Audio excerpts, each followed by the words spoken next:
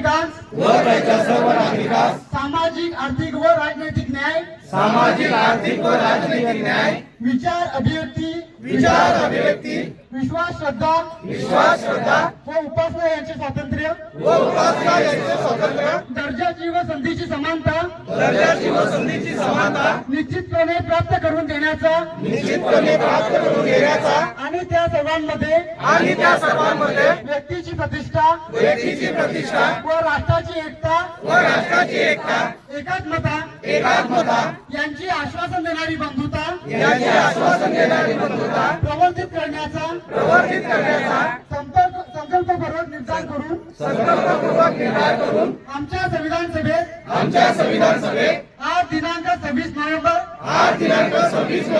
1949 रोजी याद्वारे हे संविधान अंगीकृत आणि अधिनियमित करून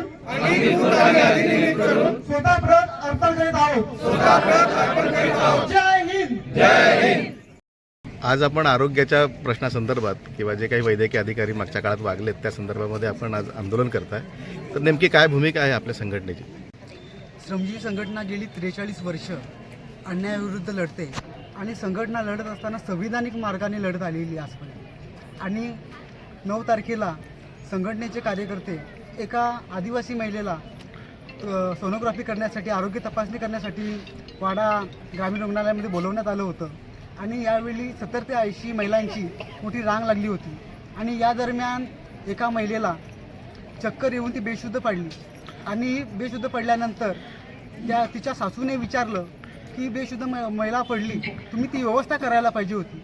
आणि खरोखर त्या ठिकाणी ती व्यवस्था नव्हती की त्या महिला सावलीमध्ये उभ्या राहण्याची किंवा त्यांना पाण्याची व्यवस्था नव्हती. हा जाब विचारल्यानंतर या वाडा ग्रामीण रुग्णालयाचे जे डॉक्टर आहेत त्यांनी श्रमजीवी संघटनेचे कार्यकर्ते व त्या महिलेवर सुद्धा गुन्हा दाखल केला. आणि जर का हा देश स्वातंत्र्य आहे, प्रजासत्ताक आहे आणि प्रजासत्ताक देशामध्ये भारताच्या संविधानाने आम्हाला अधिकार दिलेला आहे अभिव्यक्ती स्वातंत्र्याचा, आणि आम्ही तो जाब विचारला म्हणून जर का गुन्हा दाखल होत असेल तर कुठे राहिलं स्वातंत्र्य? याचा जाब विचारण्यासाठी आम्ही श्रमजीवी संघटनेच्या मार्फत आम्ही हे आंदोलन करत आहोत. आणि प्रशासनाला याचा जाब विचारतो की या देशाचे मालक आम्ही आहोत, आम्ही नोकर नाहीत, आम्ही मालक आहोत. आणि जर का हे प्रशासन स्वतःला मालक समजत असेल तर आम्ही आज खुर्ची एक आणलेली की राजाची खुर्ची, या राजाच्या खुर्चीवर या डॉक्टरांनी बसावं, या ग्रामीण रुग्णालयाच्या अधीक्षकांनी बसावे आणि जाहीर करावं की हे राज्य, या राज्याचे किंवा देशाचे मालक जनता नसून हे आरोग्य प्रशासन आहेत, डॉक्टर आहेत, ते त्यांनी जाहीर करावं. नाहीतर आपली चुकी मान्य करावी. आणि आमचं संघटना आज या मागणीसाठी आले की हा देश जर का स्वातंत्र्य झाला असेल तर जनता मालक आहे, आणि जनता मालक आहे तर त्याची मालकी दाखवण्यासाठी आम्ही या ठिकाणी आलेलो आहोत. हा क्रम सांगितलं का? कोणीतरी सांगितलं काय झालं ते? सांगितलं कोणी? तुम्हाला एकूणच शासकीय रुग्णालयामध्ये काय झालं आणि कोणते शब्द वापरले म्हणून गुन्हा दाखल झाला, म्हणजे गुन्ह्याचे शब्द काय होते की आम्ही मालक आहोत, ही खुर्ची आमच्या करता आहे, फक्त तिथे शब्द वापरता नाही तुमच्या बापाची आहे का असा शब्द वापरला. आणि या सर्व सरकारचं मालक कोण आहे तर आम्ही आहोत, जनता म्हणून. आणि तुम्ही आमचे सेवक आहात, लोकसेवक. कलम 21 भारतीय दंड संहिता, आता नवीन काय BNS मध्ये आलंय माहिती नाही, भारताच्या संविधानाने सांगितलेले आहे की आम्ही भारताचे लोक या देशाचे मालक आहोत. आणि जे काही सत्ता, प्रशासन, मंत्रालय याचे मालक कोण आहेत तर जनता. फक्त बोलण्यामध्ये काही शब्द आपल्याकडून अनावधानाने चुकीने जाऊन आणि हा सगळा प्रकार घडला आणि त्यानंतर आपल्यावर सर गुन्हा दाखल झालेला आहे. आम्ही आता आतमध्ये चर्चा करत असताना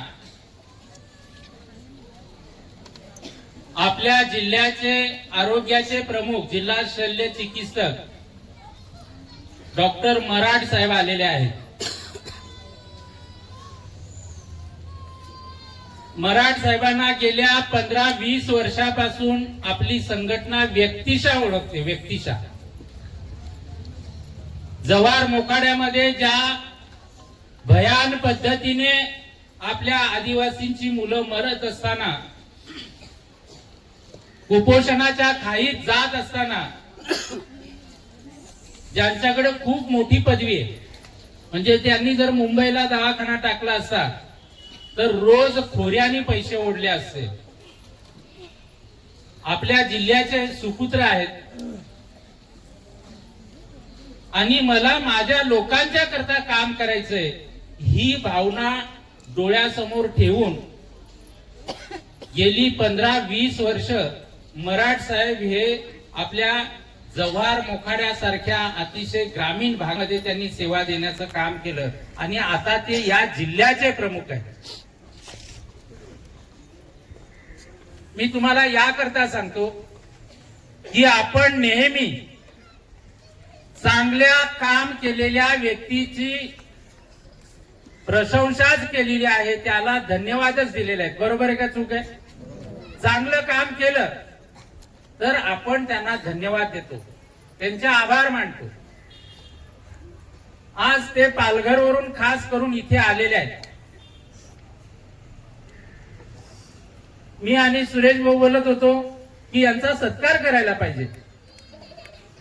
म्हणजे मी उपहासात्मक बोलत नाही, खरंच की जो माणूस पैशावर लाथ मारून जर ग्रामीण भागातल्या हे आपण तिथे त्यांच्याकडे पाठवायचो आणि त्यांना चांगलीच चांगली सुविधा देऊन बरं करण्याचं काम जव्हार मोखाडीच्या कुपोषित मुलांना हे मराठ सरांनी केलेले.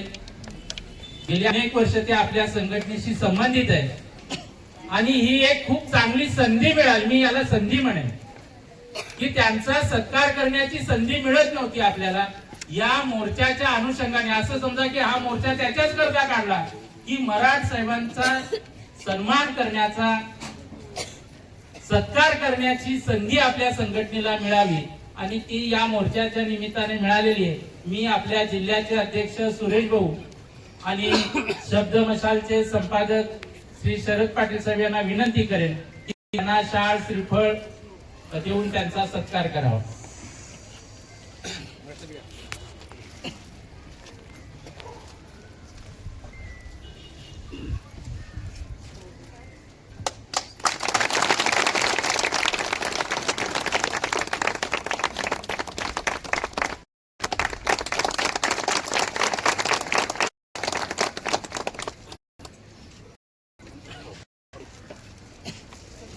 मी तुम्हाला निकाल सांगितल्याप्रमाणे की आपण चांगल्या कामाची नेहमी किंमत ठेवतो आणि त्याबाबत त्याचं क्रेडिट त्यांना मिळालं पाहिजे, ही आपल्या संघटनेची पहिल्यापासूनची भूमिका राहिलेली.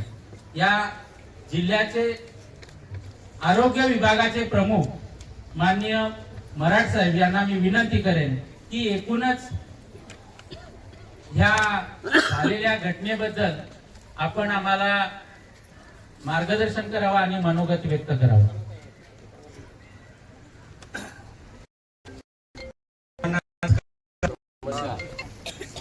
मी डॉ. मराठ सध्या जिल्हा शल्य चिकित्सक म्हणून पालघरला कार्यरत आहे. संघटनेचे उपस्थित सर्व पदाधिकारी, विजय भाऊ सोबत सर्व जिल्ह्याचे पदाधिकारी, तालुक्याचे पदाधिकारी, सर्व उपस्थित संघटनेचे संबंधित जे आहेत मंडळी ते सर्व उपस्थित, शब्दमशालचे तहसील